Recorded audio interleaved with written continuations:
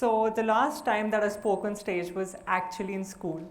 That was back in 2013. Not because I wanted to, but because public speaking was compulsory. I still remember, and my boarding school was in the hills, by the way, so it was really cold.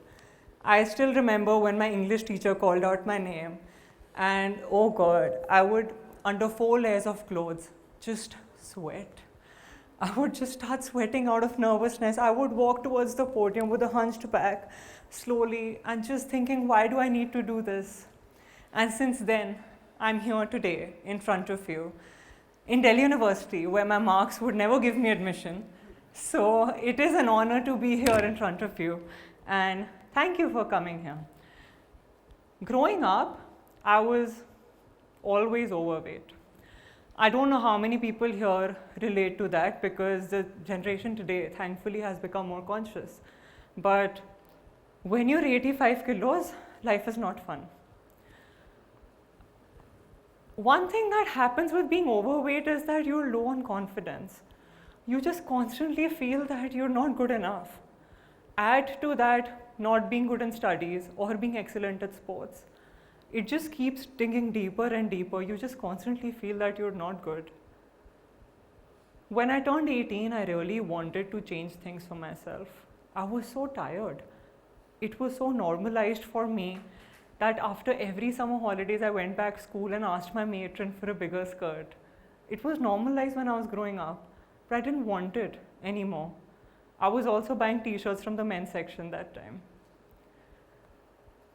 I wanted to change things, and 2 years later, with both my ligaments torn in both my knees, I dropped 25 kilos.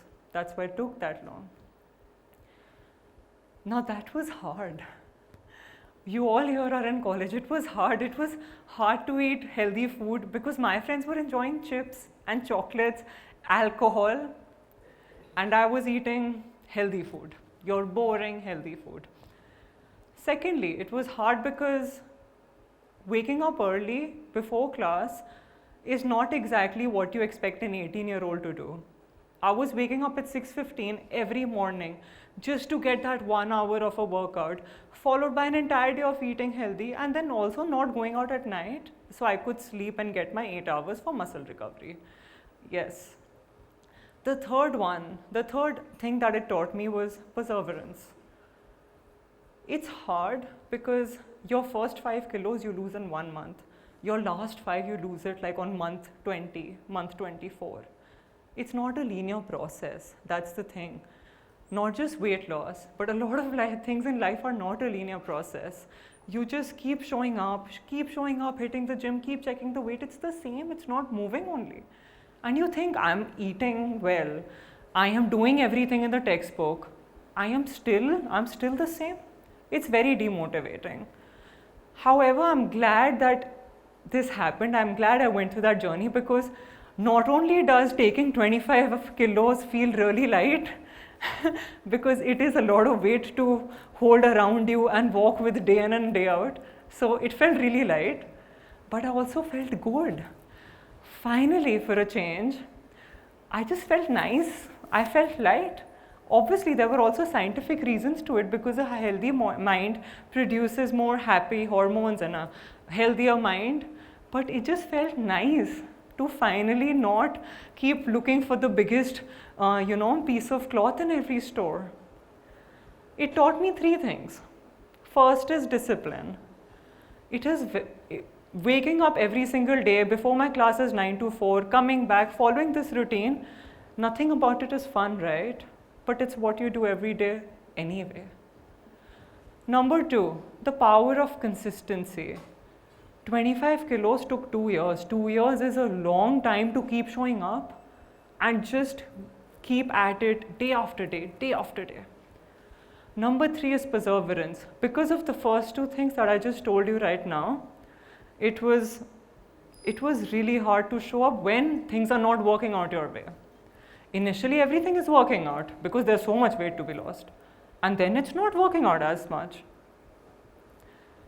And that's what happens even in life today. You keep showing up, you follow the book, and things don't work that way until they do. So that friend, I am not good enough, that I had all my life growing up, went. I was very happy, my happiest breakup of my life. Little did I know it was short-lived. I got fired from my first job. 11 months into working, my boss called me in his room and he's like, Niharikaa, your services are not required anymore. And you know, in that startup, it's very friendly. So I'm like, yeah, right, nice joke. It's not even April.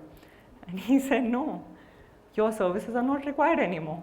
And I'm like, what does that even mean? Why are you pulling my leg? You just gave me a new project to work on.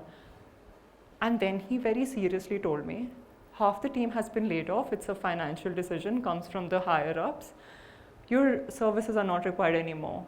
So you go back home today, you come tomorrow and submit your laptop. I reunited with I am not good enough. For a second, I felt really good that I'm going to get 2 months of my salary. Who doesn't want that for not working? But that was short-lived because the moment I reached home, I broke down. I hugged my mom and I kept crying. That I'm 23, I'm never going to have a career now. Nobody's going to take me. I wasn't good in studies, I wasn't good at sports. I didn't get great marks at university and now I'm not even good enough at my job. Hence the friend I am not good enough came back to my life. It was so hard to come up with your first job, leaving you. When the pandemic came, and obviously I did get a job, all that drama comes down. You do get laid off, you get a job. In the pandemic, I wanted to change 3 things for myself. The first one, I wanted to find a purpose. Listen, I refuse to believe that we are here without a definite purpose. I truly think we are here to be of some service to some segment at some part of the world. We are here to make an impact, okay? And I wanted to find that what is in it for me. Because clearly the map that society laid out for me, that did not work out, so what is there for me? Number 2 was, the simple stuff, live a good life, earn better money, have a good standard of living, be financially independent. The third one was that I wanted to feel content and at peace. I think the third thing is especially difficult today because Instagram and social media is constantly showing you how your life is not as good as the other person's whose stories you're seeing. And I had an influencer Instagram account. Every time I scrolled, I felt less rich, less successful, less pretty, which could also be something many of you here feel, across age groups. I wanted to get rid of that, so I deleted the account. It helps. Fast forward to today. I work for 3 hours, casual flex, I know, and I have 17,000 customers from over 130 countries.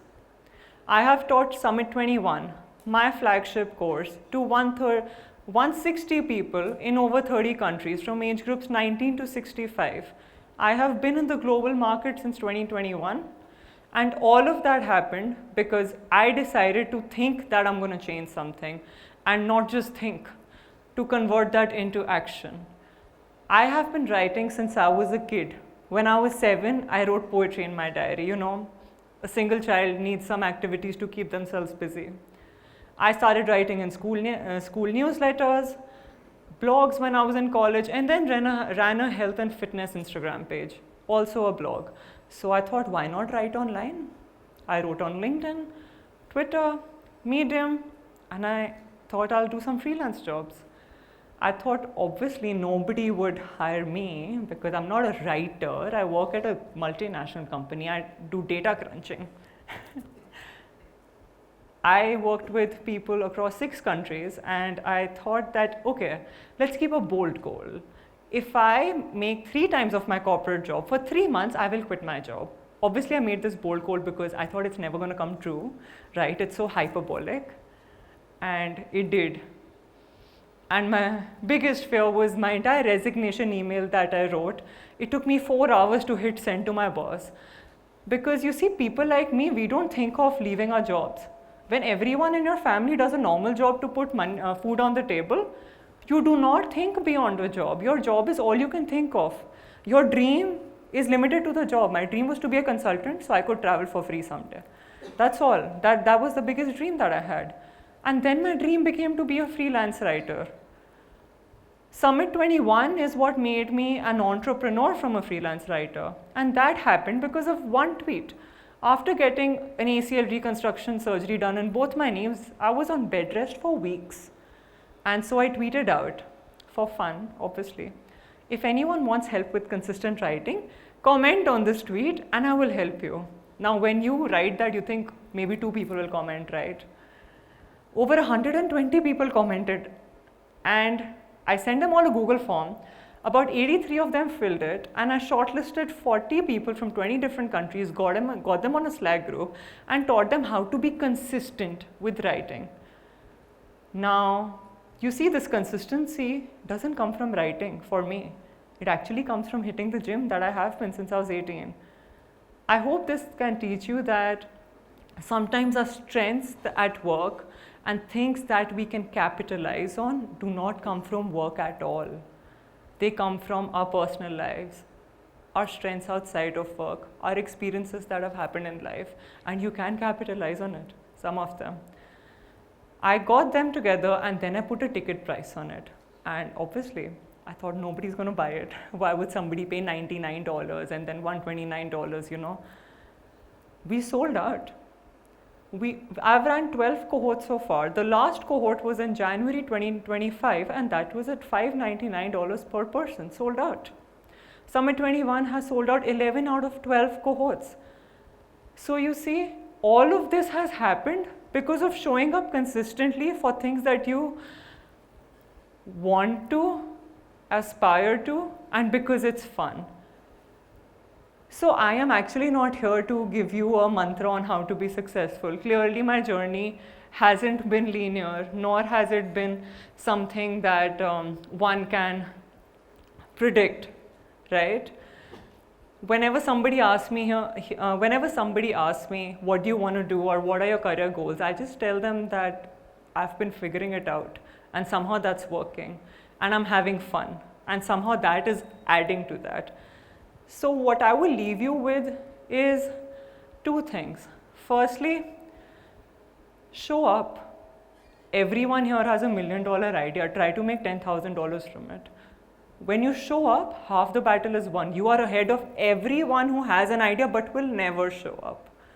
And the second thing, keep showing up consistently because that will make you excellent. It's usually excellence that puts you ahead of others, and the only way to be excellent is to show up consistently, show up when things are not working out, and just to keep showing up even when on some days it's not fun. So the parting thought that I would leave you with is find joy in the daily boring because life is too short to not be happy with what you're doing. So even if you have to, put 1 hour a day towards something you enjoy, please do that. You are here for limited time, make the most of it, okay? And the second thing is start now and figure it out later. I quit my job to be a freelance writer. I haven't worked for anyone else for 2 years now. Did I know that's going to happen? No. Do I know what's going to happen next? No.